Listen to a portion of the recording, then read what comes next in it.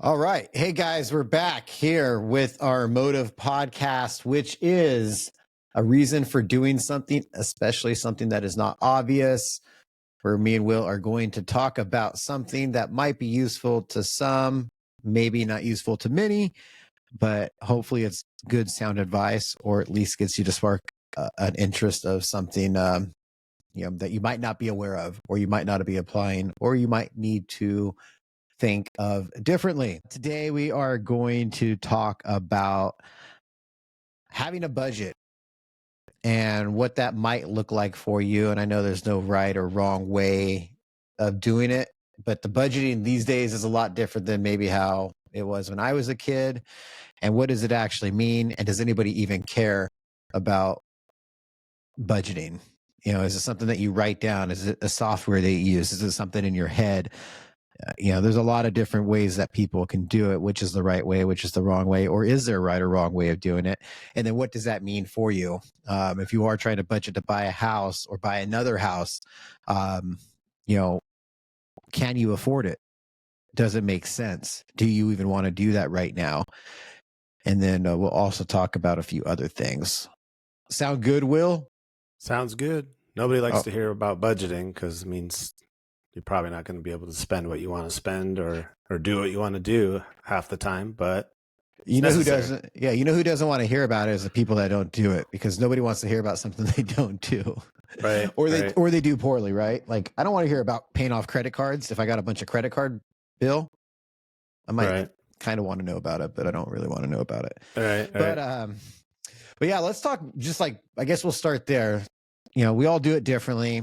I'm old school, where I've used software services and stuff like that. I do have my spreadsheets, my Excel spreadsheets, and I used to be more religious about it monthly, and then I kind of look at it quarterly.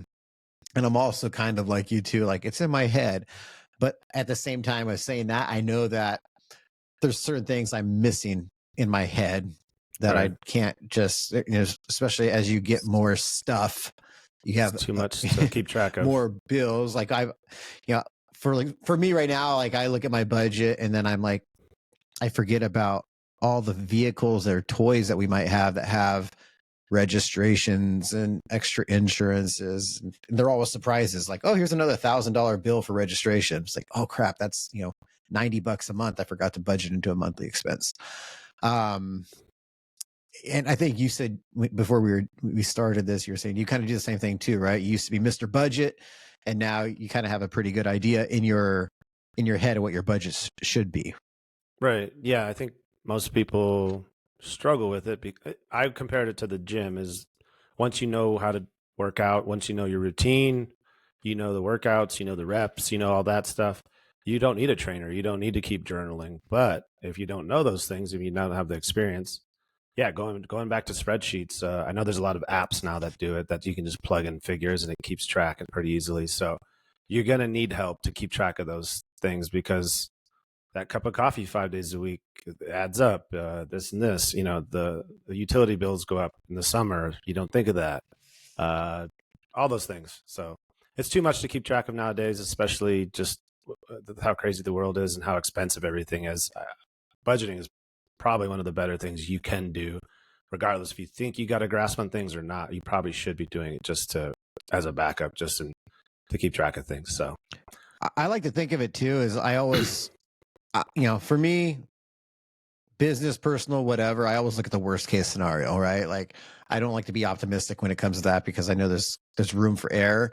And plus, if I am off and I'm too conservative, then I know I will actually have more money or have a better, position afterwards. So sometimes we spend too much time thinking of a budget that we forget how to make money, and that we actually got to, produce in order to follow a budget. So, so there's a lot of different ways of doing it. It kind of, come into mindset. It all comes into everybody's personal situation, where they're at right now. What are they thinking about? What are their goals? What are they driven for? Man, woman, older, younger, we all think a little differently based off of our life, right? So I know people that want to be in a ton of debt because that's what drives them to keep earning.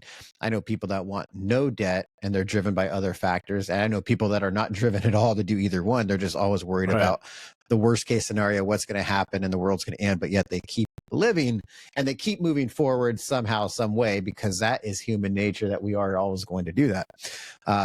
We're always going to find a way, right? Let me just write some stuff here of what I think, and then you can tell me if I'm missing stuff or want to change it or whatever too. But when you have, when you're budgeting your money, first off, you got to look at the net, what you actually get, right? So there's a couple ways of looking at it. I just Googled it. If you make $100,000 a year, you're probably taking about $70,000 home, right? So when you're talking 75%, you're making 100,000 and 75% of it, for example. How would you think about it in your mind? Oh, of course. Yeah. Don't go with gross at all. Taxes and insurance and all the stuff that you're paying. Divided by 12 equals 43.75. If you're doing that, is that kind of what you would say you're looking at? Yeah, that's kind of where I would say keep your budget at for the month. So that's a monthly budget, which, wow, you look at yourself there and you say, I'm making $100,000, but back it out. You're not even making enough to pay rent in most of the cities that we live around. So that's what you're saying, though. So I think we should do this two different ways. By the way, maybe let's look at like how we would budget, and then how a bank will look at your income as well for what you're qualifying for. Most people will tell you want emergency funds, right? Emergency, and then you want short, and then you want long-term, right? So long-term is what you invest in for retirement, right? Which might be, I'm just going to keep it simple, 10%. That's like your retirement. That's the stuff you don't want to touch till you're ready to retire, right? You might put that in 401ks. You might put that in stocks. You might put it in notes, funds, whatever it is, right? 10% goes into short-term savings. That might be buying a house or paying off debt, right? Or buying investment properties or something that's more short-term. And then you always want to have 5%, I think, into your emergency funds, which you should build that up to about a 6-month reserve in my eyes. Some people say 3 months, but if I look at my total debts, we're talking income here, right? If I look at my debts, this is going to get messy, but whatever. What are my debts?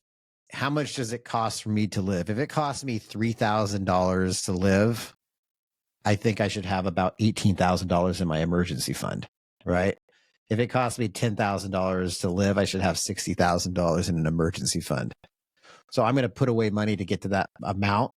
And then maybe I could stabilize it and I could move money back around from short, long, or spending or entertainment or whatever. Let's just say rent's $2,500. Your car payment's $600. Let's start with that. And you got some credit card bills, totaling 400, 500, let's say.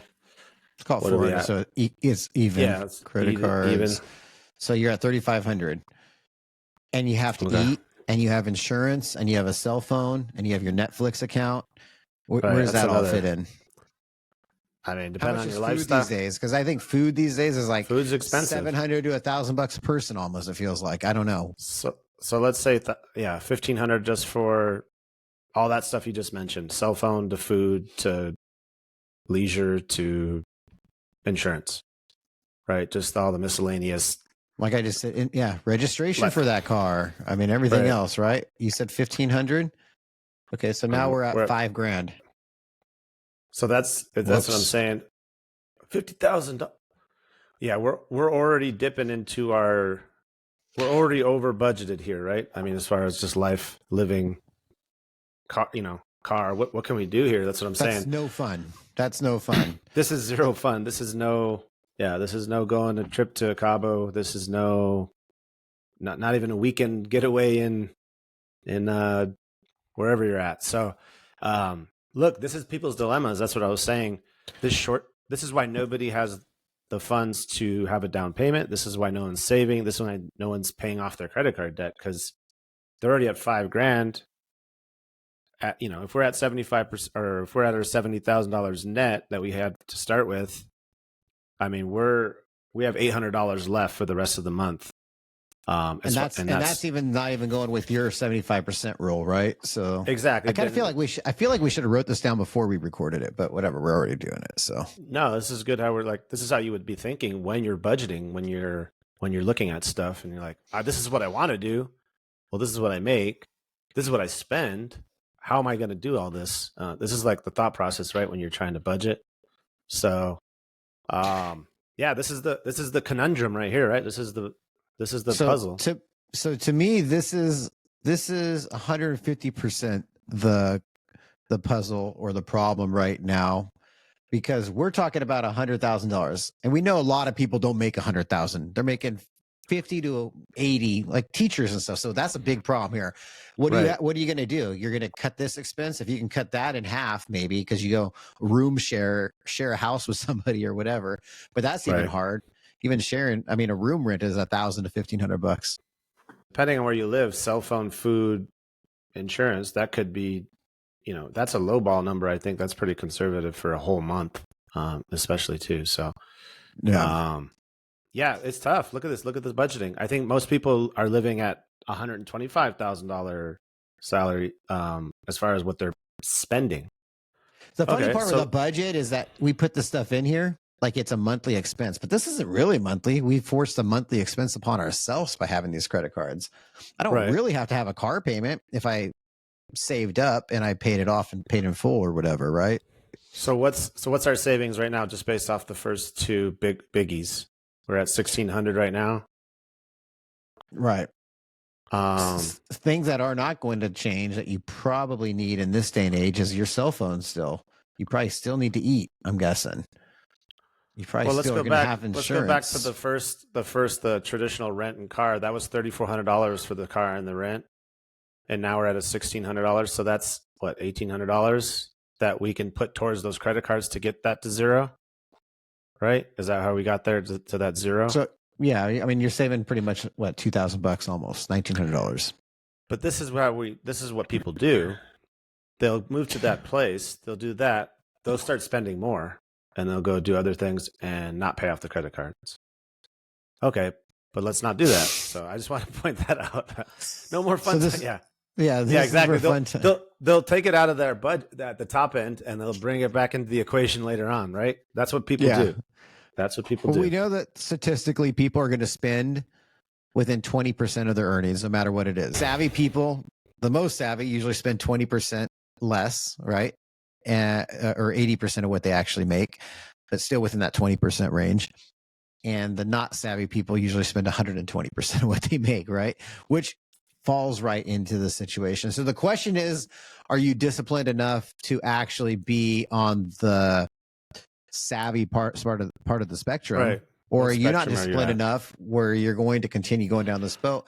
And you're right. If you continue down that road, you don't have many options. Your debt's going to accumulate. Your debt, you pretty much are going to have an option of bankruptcy at some point in your life and having to start over, whether that's next year, 5 years, 10 years, whatever it is, if you don't make changes to what you do. But buy now, pay later. People put it off till later. They don't think about the long term. On this, buy now or pay later can be used in a good way or a bad way. If you own an investment property, that's a good debt. If you own something that you are leveraging that makes money, like you run a business and you take a business loan out, that's a good debt, as long as the business pays for it, right? But let's just go back to this person that just is renting an apartment with another roommate that goes to college that's barely eating sushi off the counter. They're not investing in 6 properties and have so that's all bad debt. Well, I'm saying they have all bad debt, right? Exactly. So I think that so this is like you said, I think the hardest point is having that discipline. Discipline is everything for this when it comes down to it. They see their credit cards at zero now, they're like, all right, let's go book a trip to Italy for the summer.